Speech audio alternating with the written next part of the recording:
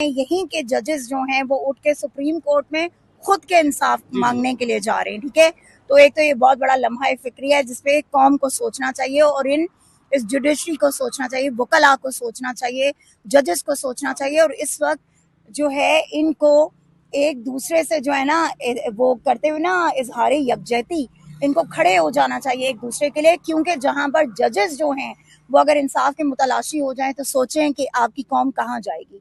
दूसरी चीज जो सबसे इम्पोर्टेंट बात कि आज खान साहब के चूंकि यहाँ पे जो है आपको पता है तोशा खाना 2 के सिलसिले में आज हम आए हुए थे और हमें डेट चाहिए थी। सलमान सफदर साहब ने जज साहब से ये रिक्वेस्ट की कि आप हमें 25 तारीख दे दें, कि 25 तारीख मंडे जो है मंडे आप हमें दें कि ताकि इमरान ताकि इमरान खान साहब जो हैं उनका जो केस है उसके सिलसिले में आगे हम बढ़ सकें, हमारी जो है वो मुकम्मल हो सकें प्रोसीडिंग्स वगैरह और सब। अब मसला क्या हुआ, होता ये है कि जज साहब जो हैं वो सलमान सफदर साहब की बात बड़े गौर से सुन रहे हैं लेकिन उस पर कोई कमेंट नहीं करे, कोई बात नहीं करे। पहले सलमान सफदर साहब ने उनको ये बात कही कि देखें जज साहब, बात यह है कि अगर आप हमें मंडे की डेट नहीं देते, अगर आप हमें मंडे का टाइम नहीं देते तो फिर उसके बाद हमारा अदालतों में आने का, इस अदालत में आने का कोई फायदा नहीं है, जरूरत नहीं है कि हम आए। क्यों?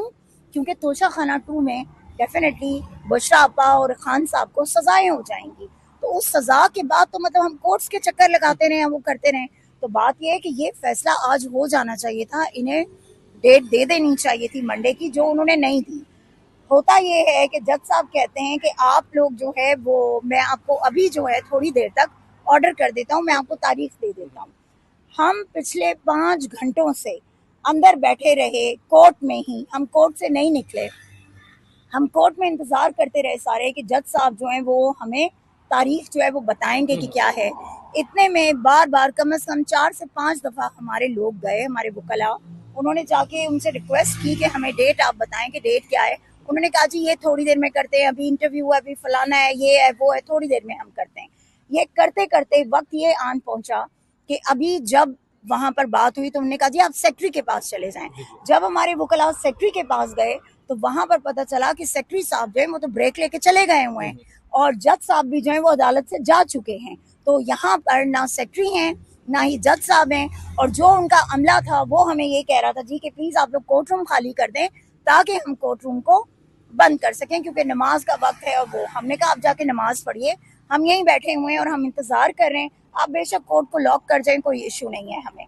तो अब जिस वक्त हमें डेट मिली तो वो डेट ये आती है जी के फर्स्ट वीक ऑफ अक्टूबर। आप मुझे ये बताएं फैसल के जहां पर इंसाफ के तकाजे पूरे ना होते हों, जहां पर आप एक रिनॉन्ड पर्सनालिटी का, चले आप उनको एक्स प्राइम मिनिस्टर भी ना समझें, ठीक है, आप उनको एक आम पाकिस्तानी शहरी समझते हुए आप उनको जो उनका हक है वो तो देना। नहीं, अभी मैं आपको बताता हूँ, तो अभी 2 दिन पहले जस्ट वो जनरल रिटायर्ड अफीजुर रहमान साहब को बरतरफ किया गया, 48 घंटे भी नहीं गुजरे उनको बहाल कर दिया गया। ये तो साबिक वजीर आजम का केस है। बात वही है ना कि जहां पर इन्होंने करना है, मैं यहाँ पे वो बात करना नहीं चाहती हूँ, लेकिन देखें जिनकी इमाम पे ये सब कुछ किया जा रहा है, क्या ये जायज है?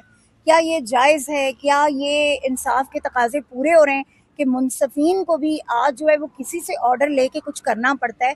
देखें, जब तक जुडिशरी आज़ाद नहीं होगी, जब तक जुडिशरी अपने फैसले खुद नहीं करेगी, तब तक आपका मुल्क जो है वो किसी सीधी डगर पे नहीं चल सकता। अच्छा मैडम, अभी सॉरी मैं आपको ठीक है ना, वो दूर हो जाएंगे। अब 24 घंटे गुजर चुके हैं और आप कहानी सुना रही हैं कि 5 घंटे आप बैठ के आ गए हैं नाकाम होके। देखें, एक सिंपल सी बात है, जिन चीफ जस्टिस की मौजूदगी में 26वीं अमेंडमेंट हो गई ना और सब कुछ हो गया और वो उस पर कुछ ना कर सके, कुछ ना बोल सके, तो उस पर मैं कोई कमेंट नहीं करना चाहूंगी। और यही है, आज दुख इस बात का है कि इंसाफ शायद इस मुल्क में वाकई में नापैद हो गया है। बिल्कुल ऐसे ही है, यहाँ वकला पे अभी पर्चे दर्ज होना शुरू हो गए हैं। वकला की लड़ाई, वो फैसल पीटीआई के वकला वाजिद गिलानी साहब, क्यों उन पे किया जा रहा है?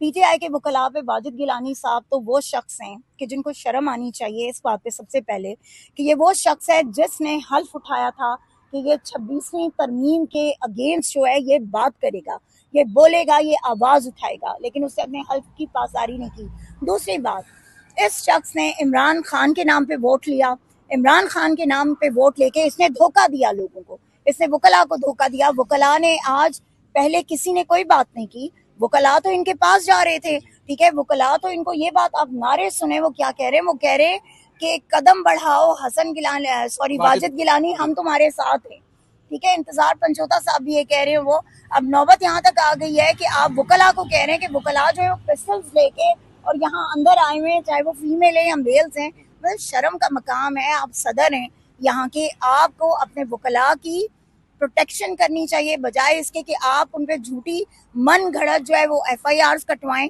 ठीक है, और आप इस तरह के जो है बयानिए बनाएं। तो अब हमारा डिजिटल मीडिया मौजूद है, अल्हम्दुलिल्लाह। वो दौर चले गए कि जब आप कुछ भी कहते थे, कुछ भी करते थे, तो लोगों को जो है वो हकायक का देर से पता चलता था।